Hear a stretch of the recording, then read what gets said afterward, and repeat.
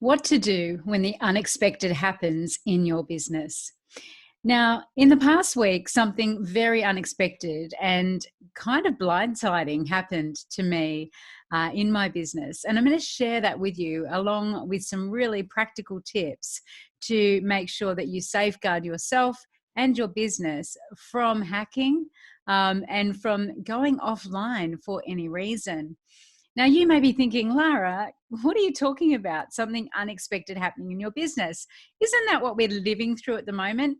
Didn't we all start the year in 2020 with these grand visions and grand plans for our businesses that we had to be really agile with and flexible with and change once this global pandemic hit? Yeah, of course we did. And I think we're getting used to, aren't we, expecting the unexpected. And we're also getting used to navigating when things that we weren't thinking were going to happen actually happened. And people have shown incredible resilience and incredible agility. They have been, moving online. People who were predominantly working offline and in person have moved online. Live events have become virtual events. And we've seen it globally, this change, this transition. So more people are using Zoom. And of course, more people are using social media as well as the vehicle, the forum through which they conduct their business, through which they make connections, and in some instances also how they actually deliver their products and services. So I wanted today to talk to you about my experience in the last week, about how that has made me realize some of the key fundamental things I wasn't doing in my business. And I want to share with you my top tips. This is definitely one of those shows where you want to grab a pen and a paper so that you can write down the things that you're going to implement as a result of learning about my experience. I don't want to have gone through this and not share with you some things that I know that I could have done to have prevented it happening. So listen, what did happen? What happened was that I had my Facebook account hacked and disabled. So that was my personal account was disabled and my ads account was hacked. And in the small hours of Sunday morning, ads were being run through my account, which I had not authorized, and payments totaling £2,895 were taken from my PayPal account fraudulently. So what happened was on Monday morning, my account was disabled and I had a request from Facebook to provide my identification to prove my age, which I did. I submitted that. And then on Tuesday, it was reactivated. They'd obviously received my ID and they reactivated my account. And yet the payments continued to come out and the account was disabled again, along with one of my Facebook pages and one of my Instagram's accounts for the Mindset Dimensions, which is our new mindset diagnostic product that we are launching. So the thing was, of course, that having my personal account deleted resulted in me losing connections with my friends, with my family. It resulted in me disappearing from groups that I'm in, both as a paid member and as a voluntary member, as part of communities online. It also meant, and here is, I guess, one of the more significant impacts on my business, that all the video replays that I'd posted in my groups for the Mindset Coach Academy's Mindset Coach Certification Program were automatically deleted. All my posts were gone from those groups, from those community groups. And I didn't have access to my Facebook pages, my Facebook groups either. So I had to remedy that by creating a temporary account just so that I can interact with my students and deliver the service that they're expecting. Our training happens via Zoom, luckily, and luckily we also have everything backed up in Zoom. And we also have a membership site where there is training delivered and housed as well. And so thankfully those things weren't impacted, but certainly the community element was.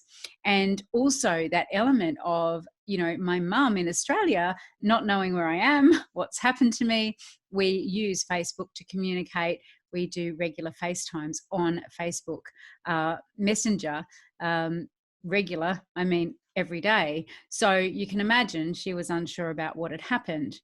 And of course, I lost all my family photos and videos and a whole range of things that were really significant to me in terms of my memories. And I think I had just been, like many people are, a bit naive about what happens to all of that data. And the reality is we don't own that data. Facebook's owning that data. And so, you know, I'd heard stories in the past, sure, about people who had their accounts disabled. But I think in the back of my mind, I was always kind of like, well, that's not going to happen to me. And it has happened to me.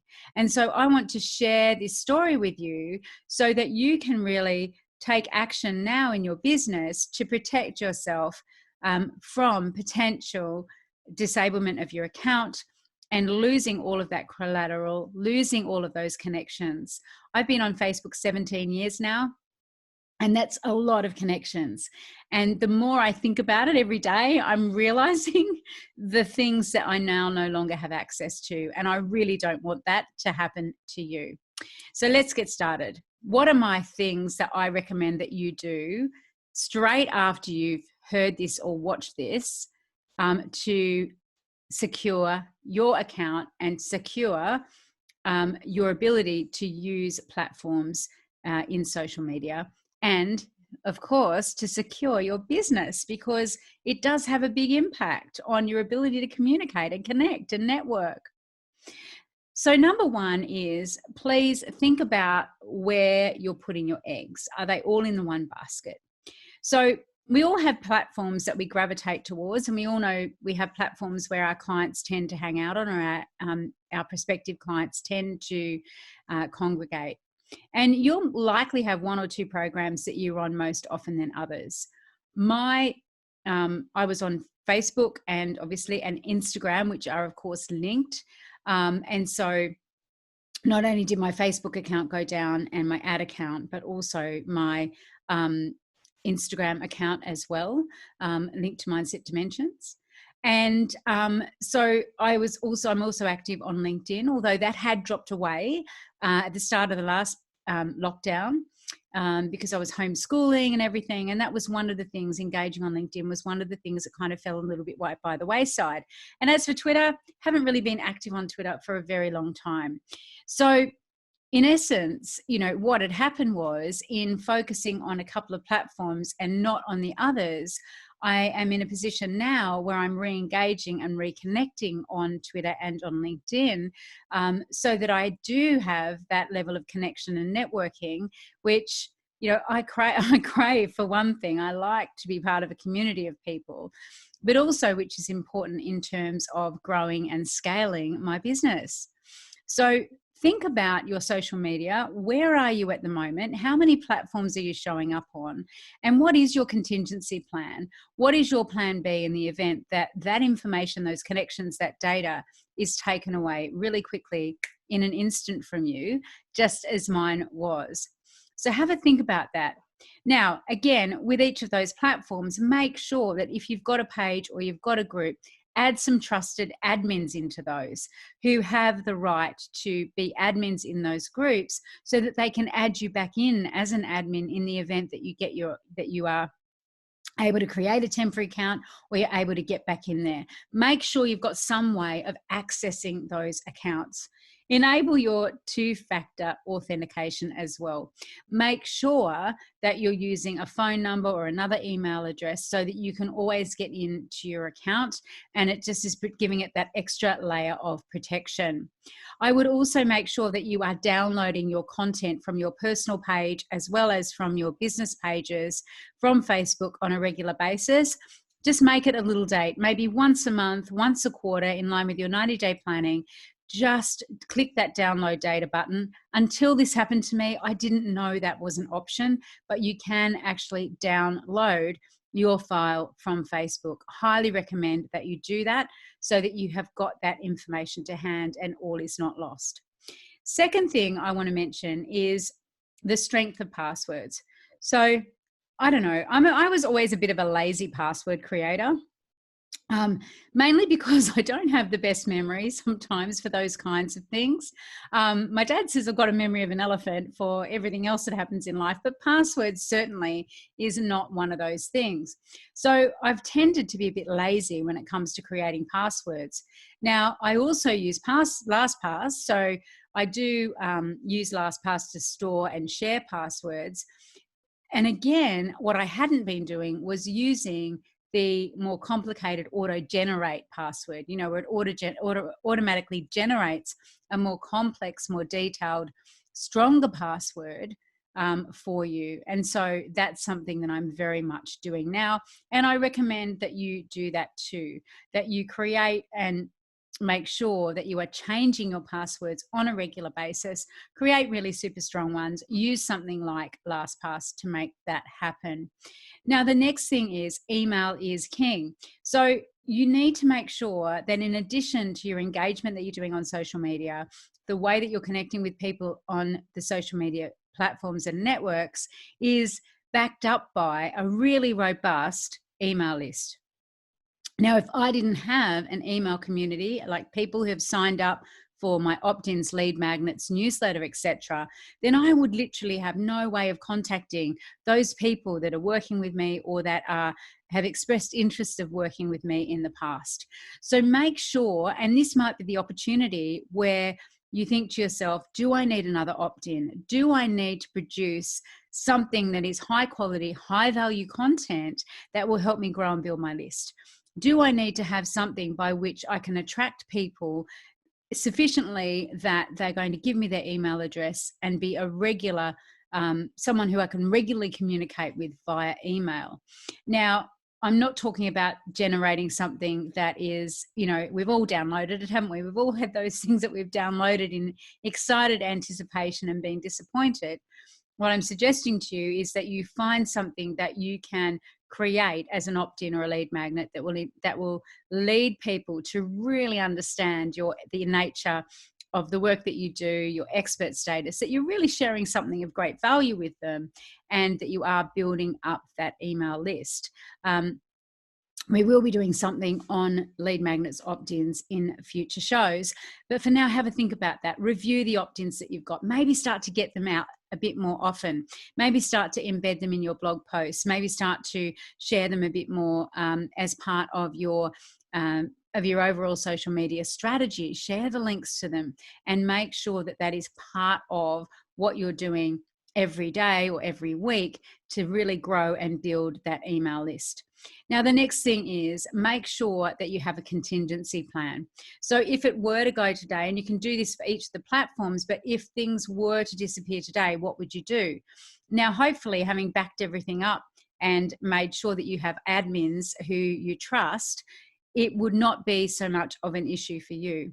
But I do want you to think about, like, we've got a launch coming up. How are you going to launch? What would you do in that situation? Which other platforms are you going to turn to? How are you going to engage with people without that information? And similarly with Facebook being my primary mode of communication with my friends and family at the moment, being able to keep in touch regularly with people in Australia so easily as well, how have you got that information?